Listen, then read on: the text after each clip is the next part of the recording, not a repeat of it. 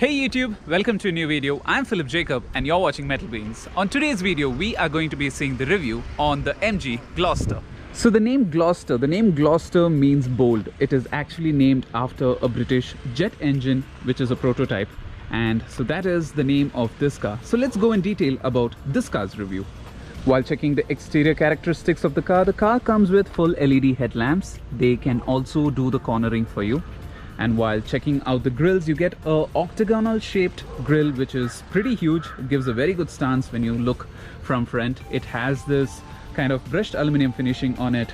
And as you can notice, you also get a 360-degree camera, which is a part of the front camera, which is out over there. And you also get fog lamps. They have halogen bulbs in them. You also have functional vents just beside the mist lights itself. A lot of chrome, as you can notice. Even on the lip you have a chrome in front of the car. Gives a very good stance when you see it from the front. The car comes with 19-inch alloy wheels on this Gloucester, which has the tire rating of 255/55 R19, which means that they are pretty wide and they do have the play so that your drive is a bit comfortable, and also you can do a bit of rough off-roading.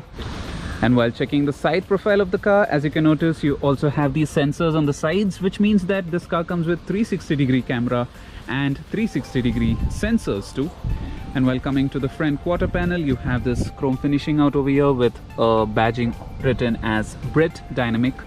You have electrically foldable mirrors with the indicators incorporated into them. And again, you have a metallic kind of a finishing also. Another camera just below this mirror.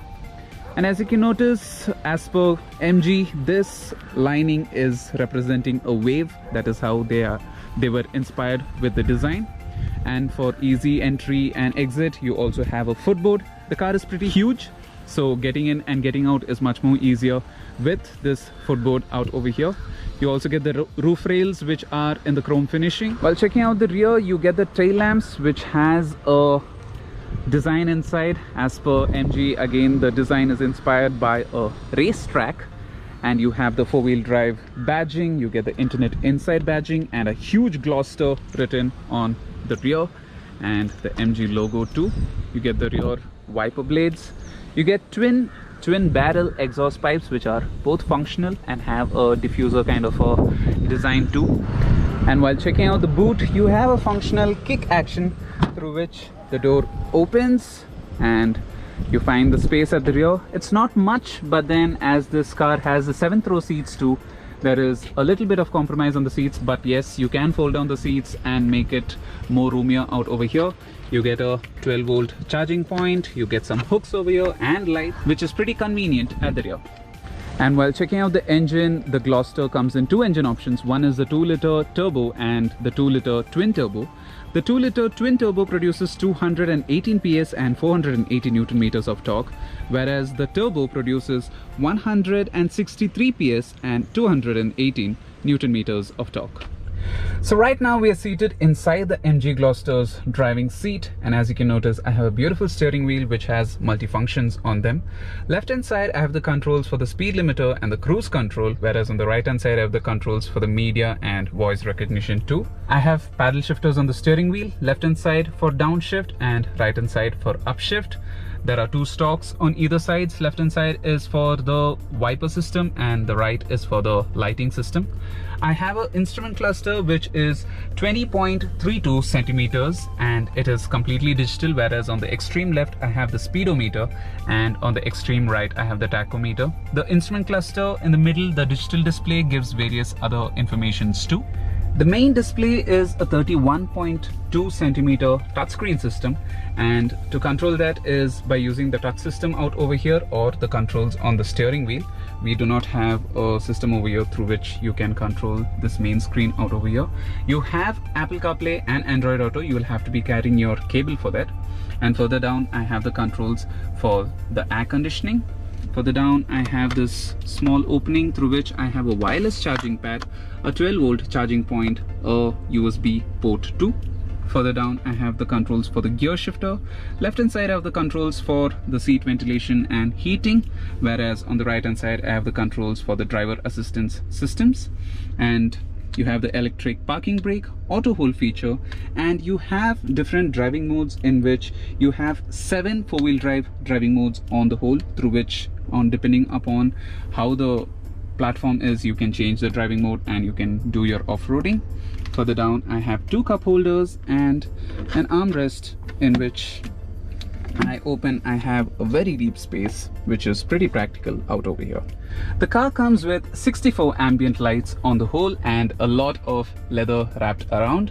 The front 2 seats have ventilated seats which have heating function too, whereas the driver's seat has the massage function. Now let's go and be seated at the rear. So right now I'm seated at the second row of the MG Gloucester, and as you can notice, I have a proper seat at the back just for myself. I have an individual handrest out over here, the adjustable headrest. For example, if I'm sleeping and if I want not to be thrown around, I can have this headrest adjusted as per my convenience. I have a AC vent over here so that I have better cooling efficiency at the back. All in all, a great space. As you can notice, I have neat amount of leg room and lots of headroom too.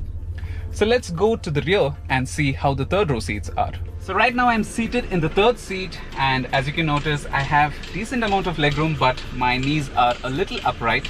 Headroom is very good. I didn't expect it to be so well, but if I want to make myself comfortable, I can keep my right leg on the middle path. So it's absolutely wonderful to be seated at the back. I also have an individual cup holder, AC vents and lights out over here. So I think yes, adults too can travel in this third row for pretty long drives. Right now we are going to check the driving characteristics of this MG Gloucester, and first itself I have to say, sitting in this driving position, it feels like I am sitting on top of an elephant. So that is how huge this car is. I am so high, I'm able to see all around this car. The car is huge, but then I am still being able to judge the car completely because I have huge mirrors and a lot of green space out over here for me. So it's pretty easy to judge the vehicle. Driving wise, I have a great seating position. I have the steering wheel, which is pretty smooth too. I have beautiful controls out over there, and adjusting the steering, let's say in this traffic like in Bangalore, it's easily maneuverable too. The driving position of the seats give the best comfort. I have massaging seats, heated seats and ventilated seats too, so I am cocooned in luxury. So let's go a little bit more further and let's see how the engine responds to. We can drive this car in totally 7 different modes, and all those different modes are out over here. So I can just adjust this knob out over here and I can choose the mode which I want, and it is being displayed on the main screen too. And let's say if I'm in the sport mode, I can completely use the paddle shifters also on the steering wheel. And I have the left hand side for downshift and right hand side for upshift. So let's see how it goes.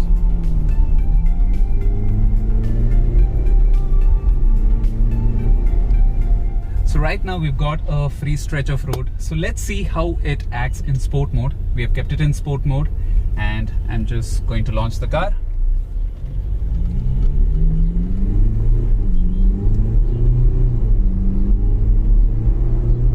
And we've reached 80, 90, 100. So yes, for a huge car like this, the performance is good. I would have hoped a little bit of more power out of this engine, but then yes, it does take in this car. We have to consider that this car is pretty huge, and yes, it's given it a little bit of courtesy at least of taking off in a very elegant way.